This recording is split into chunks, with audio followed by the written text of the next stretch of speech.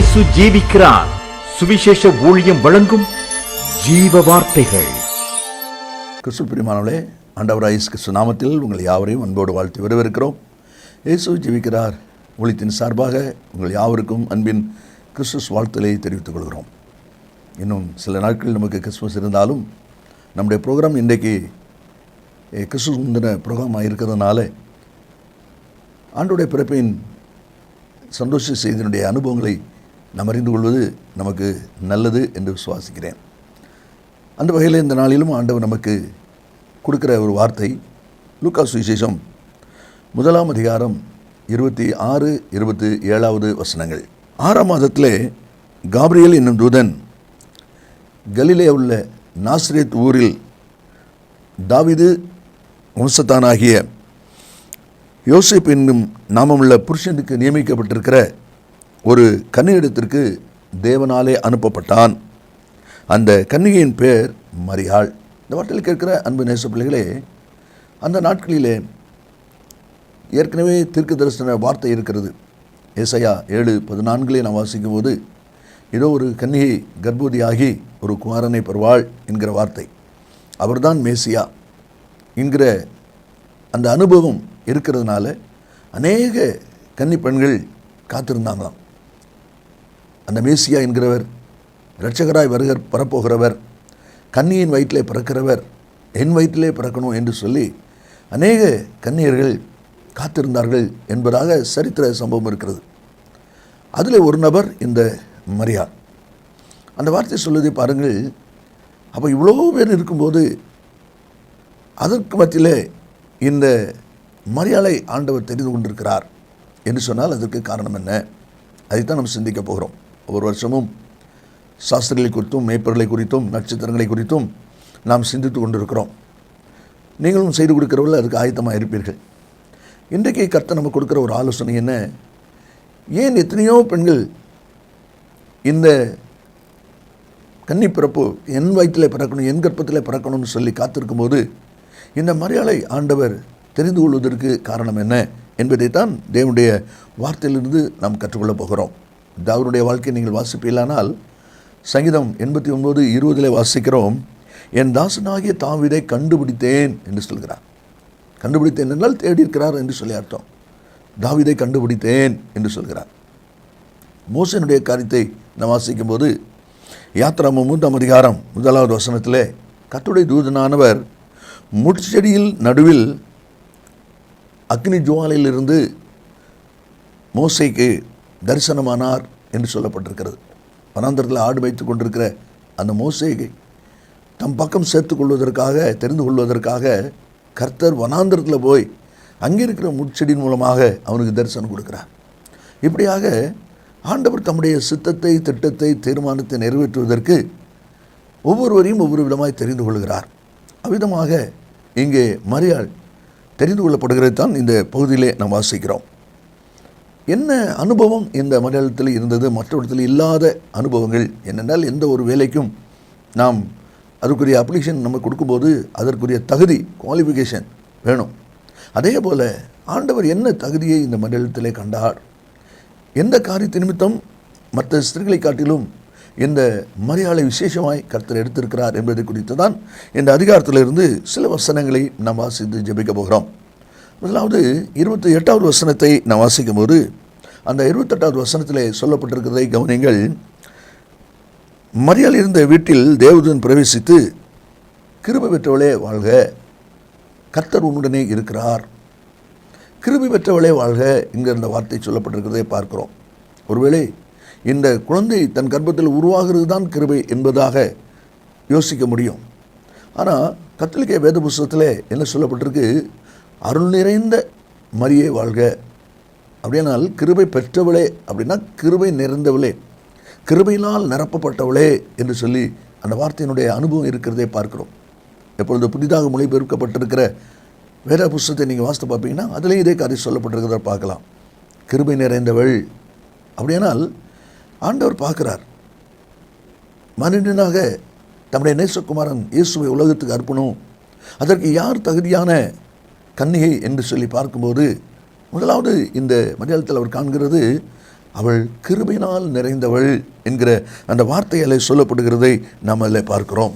ஒருவேளை இந்த வசனத்தை நம்ம வாசிக்கும் போது நமக்கு நாம் ஒன்றுமில்லாதவர்கள் போல, தகுதியற்றவர்கள் போல தெரியலாம்.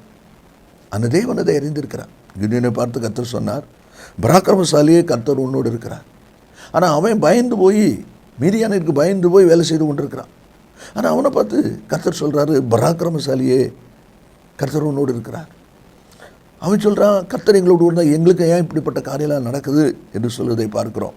திரும்பியும் நியாயாதிபதி 6:14 நம்ம வாசிக்கும் போது, உனக்கு இருக்கிற இந்த பலத்தோடே போ என்று சொல்கிறான். அப்படின்னா உனக்கு பலன் இருக்குது, அந்த பலத்தோடு நீ போ என்பதுதான் தேவனுடைய வார்த்தை. இந்த வார்த்தை கேட்கிற அன்பு நேச பிள்ளைகளே, அப்படியானால் இந்த கன்னிகை கற்பத்தை ஏற்றுக்கொள்வதற்கு இவள் கிருபையினால் நிறைந்திருக்கிறாள், அதற்குரிய தகுதி இவளத்தில் இருக்கிறது என்பதை ஆண்டவர் அறிந்திருக்கிறார். இனி ரெண்டாவது அதே வசனத்தில் 28ஆம் வசனத்தை நம்ம வாசிக்கும் போது ரெண்டாவது அடுத்த அனுபவம் என்ன என்று சொல்லி பார்ப்பிலானால் அதில் சொல்லப்பட்டிருக்கிறது, கிருபை பெற்றவளே வாழ்க கர்த்தருண்டே இருக்கிறார் என்று சொன்னதோடு மட்டுமல்ல, தொடர்ந்து சொல்லப்பட்டிருக்கு, ஸ்திரீகளுக்குள்ளே நீ ஆசீர்வதிக்கப்பட்டவள். அப்படியானால் தேவனால் தெரிந்து கொள்ளப்பட்ட அந்த மகளுடைய வாழ்க்கையின் அனுபவத்தில் மற்ற எல்லாரை காட்டிலும் இவள் ஆசீர்வதிக்கப்பட்டவள் என்று சொல்லி தேவனுடைய வார்த்தை சொல்வதை பார்க்கிறோம். ஆகாஷ் ஒரு ராஜாவுக்கு வஸ்தியின் ஸ்தானத்தில் ஒரு ராணி தேட வேண்டும் என்று சொல்லி 127 நாடுகளை தேடுறாங்க. நாட்டுக்கு ஒருவர் எடுத்தால் கூட 127 பேர் வரணும். எல்லாரும் வரிசையாக அப்படி பார்க்குறாங்க. கடைசியில் அவளுடைய எஸ்தருடைய முறை வரும்போது அவளை பார்த்த உடனே அவளுடைய கண்களில், ராஜாவுடைய கண்களில் அவளுக்கு தயை கிடைக்கிறது. உடனே கிரீடத்தை தூக்கி தலையில் வச்சிடறான். நல்லா கவனிங்க, எத்தனையோ பேர் இருக்கிறாங்க, அவங்க எல்லாவற்றிலும் என்பதைத்தான் அந்த வசனம் சொல்வதை பார்க்கிறோம். ஸ்திரீகளுக்குள்ளே நீ ஆசீர்வதிக்கப்பட்டவள் என்று சொல்லப்பட்டிருக்கிறது. நீதிமொழி 31 அதிகாரத்தில் 10வது வசனத்திலிருந்து நீங்கள் ஒரு விஷயம் வாசிப்பில்லானால், குணசாலியான ஸ்திரீயை கண்டுபிடிப்பவன் யார் என்று சொல்லப்பட்டிருக்கிறது. அதனுடைய அனுபவங்கள் என்னென்ன இருக்கும் என்பதும் அநேக காரியங்கள் அதில் சொல்லப்பட்டிருக்கிறது. அப்படி சொல்லப்பட்டதில் 29வது வசனத்தை நீங்கள் வாசிப்பீங்கன்னா அதில் சொல்லப்பட்டிருக்கு, அநேக பெண்கள் குணசாலியாக இருந்ததுண்டு, நீயோ அவர் எல்லாருக்கும் மேற்பட்டவள். ஹல்லேலூயா. பார்த்தீங்களா, இந்த குணசாலி லிஸ்ட்டில் அநேகர் இருக்கிறாங்களாம், அநேக பெண்கள். ஆனால் நீயோ அவர் எல்லாருக்கும் மேற்பட்டவள். அதான் சொல்லப்பட்டிருக்கு, ஸ்திரீகளுக்குள்ளே நீ ஆசீர்வதிக்கப்பட்டவள். அதே லூக்கா 1ஆம் அதிகாரம் 42:3 வசனத்தை நீங்கள் வாசிப்பீங்கன்னா அதில் எலிசபெத்தை அவளை வாழ்த்தும் போது சொல்கிற வாழ்த்தல் இருக்கிறதை பார்க்கிறோம். எலிசபெத்து உரத்த சத்தமாய், ஸ்திரீகளுக்குள்ளே நீ ஆசீர்வதிக்கப்பட்டவள், உன் கற்பத்தின் கனியும் ஆசீர்வதிக்கப்பட்டது. பாருங்க, அது மட்டும் இல்லை, 43 அவர் சொல்கிறா, என் ஆண்டவருடைய தாயார் என்னிடத்தில் வந்தது எனக்கு எதினால் கிடைத்தது. அப்படிப்பட்ட ஒரு மேன்மையான அனுபவம், மேன்மையான ஒரு ஆசீர்வாதம் இந்த மரியாதத்தில் இருந்திருக்கிறது என்பதை நாம் அதில் காண முடிகிறது. இனி அந்த தூதன் அவளோடு பேசுகிறான், நீ கற்பந்தரிப்பாய் ஒரு குமாரனை பெற்றுக்கொள்வாய், அவருக்கு இயேசு என்று பெயரிடு. அவன் சொல்கிறா, நான் புருஷனை அறியனே, அப்பொழுது பரிசுத்தாவின் என்னிடத்தில் வருவார், நிழலிடுவார், உன்னிடத்தில் பிறக்கும் பரிசுத்தம் உள்ளது தேவனுடைய குமாரன். இப்படி ஒரு ருசியாக தூதன் சொல்லிக்கொண்டே வருகிறான். அவன் எல்லாத்தையும் கேட்டுட்டு கடைசியில் அவர் ஒரு அனுபவம் சொல்லுகிறா பாருங்க. 38ஆம் வசனத்தில் தான் 3வது அனுபவம் என்ன சொல்லப்பட்டிருக்கு, அதற்கு மரியாள், இதோ நான் ஆண்டவருக்கு அடிமை. அந்த அர்ப்பணிப்போடு அவள் சொல்லுகிற இன்னொரு வார்த்தை, முக்கியமான ஒரு வார்த்தை என்ன சொல்லப்பட்டிருக்கிறது, அவள் சொல்லுகிறா, உம்முடைய வார்த்தையின்படி எனக்கு ஆக கடவுது. நான் புருஷனை அறியன், உண்மைதான். கன்னிகருடைய வயிற்றில் ஒரு கரு உருவாகிறது என்று சொன்னால் நிலைமை என்ன, இதெல்லாம் உண்மைதான். ஆனால் அதே சமயத்தில் அவள் சொல்கிறா, உம்முடைய வார்த்தையின்படியே எனக்கு ஆக கடவுது என்று சொன்னாள். பார்த்தீங்களா, அப்போது தூதனுடைய அந்த வார்த்தை வரும்போது அந்த காரியத்துக்கு தன்னை அர்ப்பணிக்கிறார், முழுமையாக தன்னை அர்ப்பணிக்கிற அனுபவம் மட்டுமல்ல, உம்முடைய வார்த்தையின்படி எனக்கு ஆக கடவுது, உம்முடைய சித்தம் எதுவோ, உம்முடைய திட்டம் எதுவோ, உம்முடைய தீர்மானம் எதுவோ அதை நிறைவேற்றுவதற்கு என்னை நான் அர்ப்பணிக்கிறேன் என்று சொல்கிறேன். குயவன் கையில் களிமண் எப்படி தன்னை முழுமையாய் அர்ப்பணித்து விடுகிறதோ, அவன் விரும்புகிற பாண்டமாய் செய்கிறான், அதே போல தன்னை முழுமையாய் ஆண்டுடைய கரத்திலே அர்ப்பணிக்கிற ஒரு அனுபவத்தை நாம் அதில் பார்க்கிறோம். இந்த வார்த்தையில் கேட்கிற அன்பு நேச பிள்ளைகளே, இந்த கிறிஸ்துமஸ் பண்டிகை நாட்களை நெருங்கி கொண்டிருக்கிறோம். இந்த பண்டிகை நாட்களிலும் ஆண்டவர் இயேசு உங்களுடைய வாழ்க்கையிலே செயல்பட வேண்டுமானால், உங்கள் பிள்ளைகளுடைய வாழ்க்கையிலே செயலாற்ற வேண்டுமானால், அந்த பிறப்பின் ஆசீர்வாதம் நமக்கு கிடைக்க வேண்டுமானால், இந்த மரியாளின் தன்மைகள் நமக்கும் தேவை. கிருபையினால் நிறைந்திருக்கிற ஒரு அனுபவம், மற்ற எல்லாரை காட்டிலும் ஆசீர்வதிக்கப்பட்டவள் என்ற விசேஷித்த ஒரு அனுபவம். அது மட்டுமல்ல, இப்பொழுது 3 சொல்லப்பட்டிருக்கு, ஆண்டவரே இதோ நான் உமக்கு அடிமை என்று சொல்லி உம்முடைய வார்த்தையின்படி எனக்கு ஆக கடவுது, உம்முடைய சித்தமும் திட்டமும் என் வாழ்க்கையில் நிறைவேறட்டும் என்று சொல்லி அவள் கொண்டு சொல்வதை நாம் அதில் பார்க்கிறோம். ஆதியாகமம் 22வது அதிகாரத்தை நீங்கள் வாசிப்பீர்களானால் அதில் ஆபிரகாமை கர்த்தர் சோதித்தார்னு சொல்லப்பட்டிருக்கிறது. 1ஆம் வசனத்தில் கர்த்தர் ஆபிரகாமை என்று கூப்பிடுகிறார். அவன் இதோ அடியேன் என்று சொல்லுகிறான். அப்பொழுது உன் மகன் ஈசாக்கு நீ பலி செலுத்தணும் என்று சொல்லுகிறார். உடனே எடுத்துக்கொண்டு போகிறான். 11வது வசனத்தை நீங்கள் வாசித்து பார்ப்பீங்கன்னா, அவன் பலிபீடத்தின் மேலே கடத்தப்பட்டிருக்கிற ஈசாக்கை குத்துவதற்காக வெட்டுவதற்காக கத்தி எடுக்கும்போது ஆபிரகாமே பிள்ளையாண்டால் மேல் கை போடாதே அப்படின்னு சொல்லி ஆண்டுடைய வார்த்தை வருவதை நம்ம அதில் பார்க்கிறோம். அந்த 11வது வசனத்தை நம்ம வாசிக்கும் போது அதுலேயும் அவன் சொல்கிறான், ஆபிரகாமே என்று கூப்பிட்டார். அவன் இதோ அடியேன் என்று சொன்னான். பார்த்தீங்களா?